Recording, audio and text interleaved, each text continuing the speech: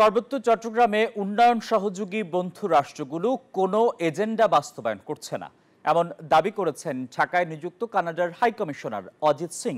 রাজধানীর বেইলি রোডে পার্বত্য চট্টগ্রামে এসডিজির লক্ষ্যমাত্রা বাস্তবায়ন শীর্ষক জাতীয় কর্মশালায় একথা বলেন তিনি।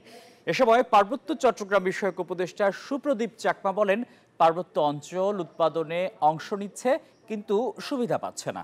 এদিকে ইউরোপীয় ইউনিয়নের রাষ্ট্রদূত মাইকেল মিলার বলেন, পার্বত্য চট্টগ্রাম সহ সব ইস্যুতে বাংলাদেশের পাশে থাকবে EU.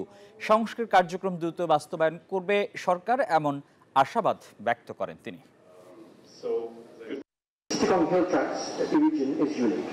Its situation and challenges require tailored and inclusive approaches, and we support efforts that recognise this reality and that ensure robust local ownership of development initiatives.